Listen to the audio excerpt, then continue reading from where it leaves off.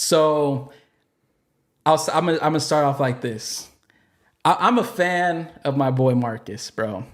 Marcus Rogers. I'm a fan because he tells it like it is. And if we throw it way back, he actually came back when we did a conference with you guys. What was it, 2017? I think it was that you guys came. It was you, Isaiah, Marcus, Tilo. Bro, good times, man. Good times. You guys came over to the house and it was good times. And we met Marcus there and through you guys, and we saw him blow up, and everything like that. But things have gotten just it's so different now. Like it's crazy to think, bro. Like the same conferences that happened like 4 or 5 years ago, unfortunately, can't happen today. Like it's kind of sad, no? Yeah. Like it's crazy to think about that, right? Yeah, no, definitely. I don't want to get you in trouble, bro. I don't want to get you in trouble, and I want you. No, but like, okay, so for Marcus, right? Like I said, I'm a fan. So if anyone watched this, I don't hate on the man. Dude's a man of God. He speaks it, tells it like it is. But I was watching one of his videos the other day, last week or whatever, and he said some stuff. So I was like, dude, I just want to ask Matt like his thoughts on it, because he mentioned you by name. And again, I'm not trying to be that channel. It's just a Mr. Reaction channel. That's not it. But I know these two, and we've had conferences with them both at the church. So I feel like I should be able to ask this question. So I'll bring up a clip real quick, bro. Okay. I'll bring up a clip real quick. And this is Marcus. The title of this video is Taking the Gloves Off. He's going in on some people or whatever. I'm not going to get too messy. I promise you, Matt. I know Matt's like kind of worried right now. I know. Trust me, bro. I'm not going to get messy at all. But I got some questions. I know that's how you guys started originally and stuff like that. So I just want to I want to ask, bro. I just want to ask and make sure we're clear. So we'll watch the video and then I'll get some questions in. So This is his video. He just dropped like a couple weeks ago. So we're going to watch this real quick and then I'm going to ask some questions on that. So give me 1 second here, guys. Let me make sure we are good here.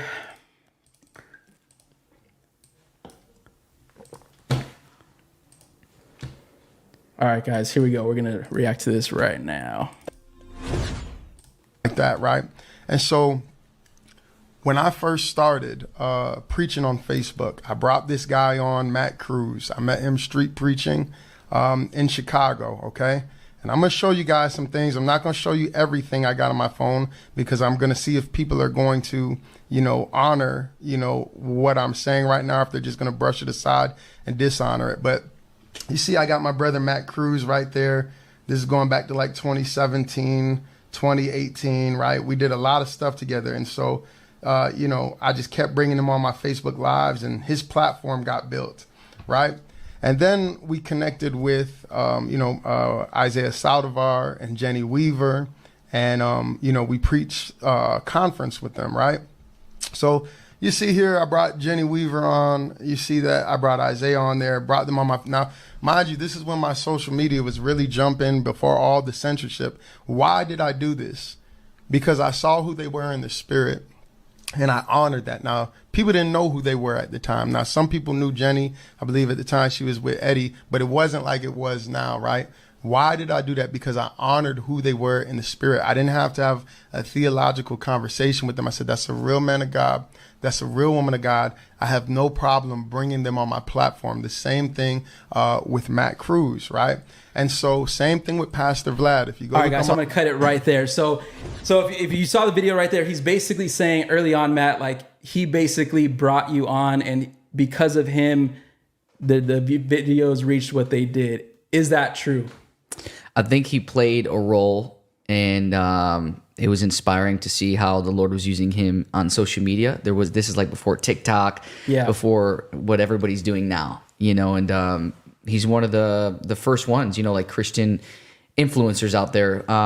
So I think he played a role in like doing videos on social media, but I think it was God's favor. Like the Bible says, promotion comes from the Lord. It doesn't come from the east, the west, the north, the south. It comes from him alone, and it's his favor. And I think he played a role in the beginning of like me catching that inspiration, but I don't think he like gave me a platform. I'm grateful for Marcus. We're friends.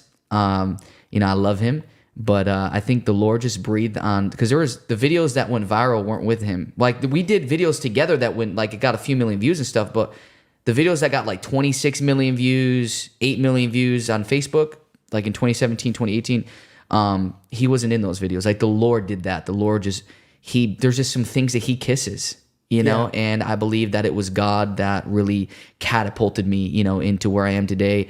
So I think he played a role in the beginning, you know, but I was inspired, but I don't think like he gave me, you know, a platform. I would have to disagree with that one, but you know, I love him, but nah. So your videos were going before you guys connected. Yeah, I made a video. I was in a parking lot. It was like maybe like a 40-something second clip. You could look it up on Facebook. It was like you say this, you say that, but God says this. I think that was the title, and it got like over 1 million views. And then I think like after that, I made like videos with him and stuff. But when we went out street preaching, we met at the Bean in Chicago downtown, and he came up to me. He's like, "Hey, like the Lord highlighted you to me. You want to, you know, go to Chick-fil-A? We'll break some bread and fellowship." Yeah. We exchanged numbers, and then we stayed connected ever since. Obviously, more so then we like talking really frequently, and then we did a lot of events together. We traveled a lot of places together. He came to Rise Up a few years.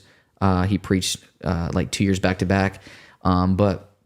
Yeah, I remember I went live, he shared, it got like 30-some thousand views, but like other than that, it was, you know, I believe it was like an open door for sure, but I don't think like the platform was built by, you know, being on his channel. There's people that follow him because they seen him on my channel. You know, there's people who have said that, and then there's people who follow me from seeing me on his channel. But I think that again, he played a role, but you know, God just breathed on the videos. So he didn't make you?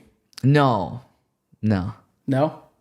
All right, there you heard it first. I'm not going to get more messy than that. when I saw it, I was like, I feel like my brother Matt was already kind of going before that. And like you said, it was an open door. You're thankful for him. You guys had a friendship. And I know you guys are still talking and stuff like that. But I was just like, I just didn't know. I was like, let me get it from the source.